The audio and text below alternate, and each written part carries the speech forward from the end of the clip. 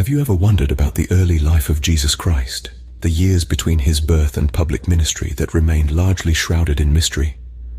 The Gospels of Matthew, Mark, Luke, and John provide us with invaluable teachings and glimpses into his life. Yet these accounts are fragmentary, leaving much to our imagination. Jesus Christ was born in Bethlehem, a humble beginning for a life that would shape the course of history. His early years were spent in Nazareth, living a simple life as the son of a carpenter. The Gospels provide a glimpse of his wisdom at the age of 12 when he astounded the scholars in the temple with his understanding. Yet, the years that followed remain largely unrecorded until he began his ministry at the age of 30.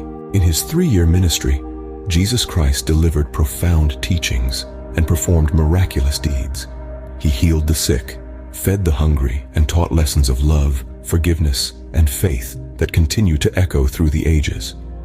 Yet, even his closest disciples were not ready to grasp the full depth of his teachings. Shortly before his crucifixion, Jesus told his disciples that there were many things he had to share, but they were not ready to bear them. His resurrection and ascension marked a pivotal moment in history, leaving an indelible imprint on humanity. Yet the story of Jesus Christ is far from complete. The world has long yearned for a more comprehensive understanding of his life and teachings. This is where the Aquarian Gospel of Jesus the Christ comes into play. It represents an answer to centuries of prayers for greater light. This Gospel, translated by a man named Levi, offers a detailed account of Jesus Christ's life, from his birth to his ascension. The Aquarian Gospel fills the gaps left by the traditional Gospels, providing a fuller understanding of Jesus Christ's life and teachings. It is not a replacement for the traditional Gospels, but a supplement, offering additional insight and depth. In conclusion, the Aquarian Gospel of Jesus the Christ offers a more complete picture of Jesus Christ's life and teachings. It fills the gaps left by the traditional Gospels and provides a deeper understanding of his message. It serves as a testament to the enduring relevance of Jesus Christ's teachings, offering fresh insights for the spiritual seekers of today. Remember, the divine wisdom and teachings of Jesus Christ are not just for a day, but for all ages. As we move forward, let these teachings guide us, inspire us, and light our path. Thank you for joining us on this exploration of the Aquarian Gospel of Jesus the Christ.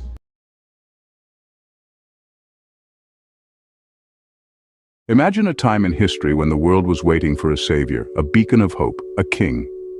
Picture a humble mother, Mary, with her son, only 40 days old. She embarks on a journey to the grand temple in Jerusalem, where her child is consecrated by the priest. Mary, following the traditions of her people, offers purifying sacrifices for herself. The offerings are a lamb and 2 young turtle doves. Her act symbolizes a renewal, a cleansing, a fresh start in this sacred place.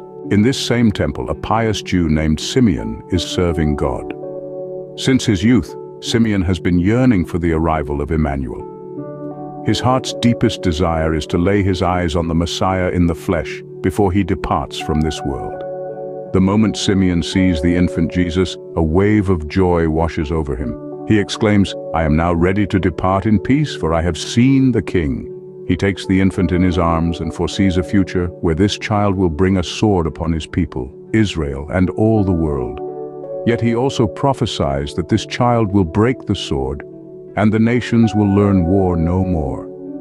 He sees the Master's cross on the forehead of this child, a sign of conquest, a symbol of victory. In the same temple, a widow who has seen 84 winters worships God night and day.